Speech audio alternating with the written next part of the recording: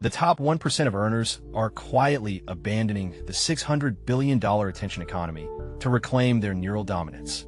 While the average person spends over 7 hours a day consuming high-stimulation digital content, elite performers are moving in the opposite direction, engineering a life of calculated boredom to sharpen their competitive edge in a world of constant distraction. This shift is not about a lack of technology, but rather the strategic management of dopamine, the neurotransmitter that governs motivation, reward, and the ability to focus on long-term compounding. Understanding the mechanics of a low-dopamine productivity system is the difference between working for a paycheck and building a legacy that survives market volatility and technological disruption. Over the next several minutes, a breakdown of how the modern world hijacks the human brain will be provided, alongside a blueprint for a system that leverages neurobiology to achieve maximum output. This is the framework used by high-level executives and seasoned investors to maintain a steady baseline of high performance without the inevitable crash of burnout or the diminishing returns of overstimulation. To understand productivity, one must first understand the biological currency of the brain, dopamine. Often misunderstood as the chemical of pleasure, it is actually the chemical of pursuit and craving, driving humans to seek out novelty and unpredictable rewards. In a natural world, this served a survival purpose, but in a digital economy, it has been weaponized by algorithms designed to maximize time on page and ad revenue. When a person checks a social media feed or a fluctuating stock ticker every 5 minutes, they trigger a series of microdopamine spikes. Over time, the brain's receptors begin to downregulate to protect themselves from this overstimulation, effectively raising the threshold required to feel motivated.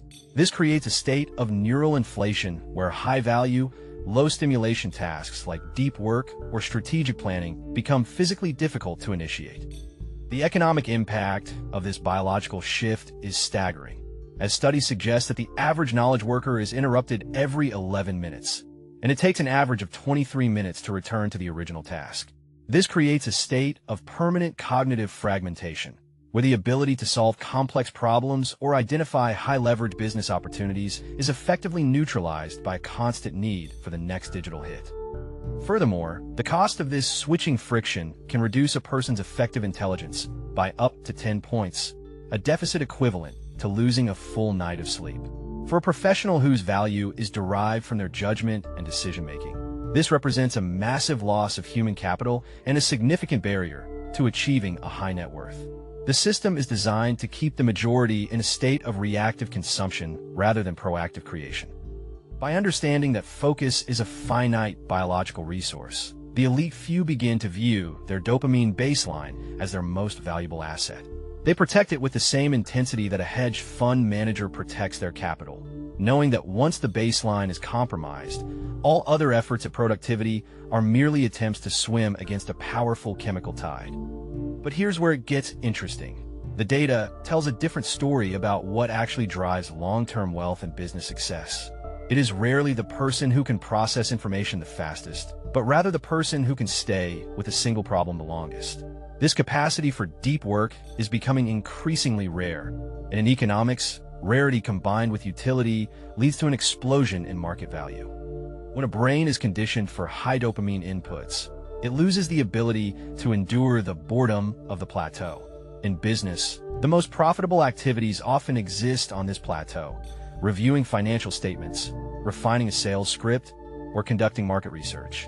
These are low-stimulation activities that require sustained attention, yet they're the very tasks that generate the highest return on investment over a 5 to 10-year horizon.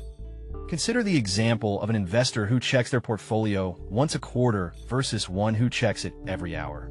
The hourly observer is subjected to massive amounts of noise and emotional volatility, leading to impulsive decisions that can erode capital by 15 to 20% annually. The quarterly observer, by contrast, operates in a low dopamine environment, allowing logic and long-term trends to dictate their actions rather than dopamine-driven fear or greed. This principle applies to all areas of professional life, with a constant pursuit of new opportunities often masks a failure to optimize existing ones. People who are addicted to the new are often just chasing the dopamine spike of a fresh start. while those who master the boring are the ones who eventually find themselves in positions of significant institutional power and financial independence. The low-dopamine productivity system recognizes that the goal is not to do more things, but to do the right things with a level of intensity that others cannot match. It is about removing the layers of digital friction that prevent a person from accessing their full cognitive potential, thereby creating a surplus of mental energy that can be deployed toward high-leverage objectives. The transition to a low-dopamine system begins not with willpower, but with the intentional design of one's physical and digital environment. Reliance on willpower is a statistically losing strategy because the brain's prefrontal cortex, responsible for executive function, fatigues throughout the day. High performers instead build systems that make focus the path of least resistance, effectively automating their discipline. In the digital realm, this involves the ruthless elimination of non-essential notifications. Every ping is a potential dopamine trigger that resets the focus timer. By moving all communication to asynchronous batches, checking email only at 10 a.m. and 4 p.m., for example, an individual can reclaim up to 3 hours of peak cognitive performance every single day. This represents a potential 40% increase in productive output without working a single extra hour. The physical workspace should be equally sparse, serving as a sanctuary for deep work rather than a hub for multitasking. Research from the University of Texas suggests that the mere presence of a smartphone, even if it is turned off and face down, reduces cognitive capacity because a portion of the brain is actively working to ignore it. True professionals often keep their mobile devices in a separate room entirely during work hours to ensure zero interference. Furthermore, the low dopamine system emphasizes the importance of analog periods. Engaging in activities that do not provide instant feedback, such as reading physical books, long-form writing, or walking without a podcast, recalibrates the brain's reward system. It teaches the mind to find satisfaction in the process rather than the outcome, which is the foundational mindset required for mastering any complex skill or building a successful business enterprise. When the environment is optimized, the psychological cost of starting a difficult task drops significantly. The brain no longer views a complex project as a threat to its dopamine supply, but rather as an engaging challenge. This architectural shift creates a competitive advantage that is nearly impossible for a distracted competitor to overcome, regardless of their talent or resources. But the real transformation happens when this system is applied consistently over months and years, leading to what can be described as neural recalibration. When a person lowers their baseline stimulation, their sensitivity to subtle rewards increases.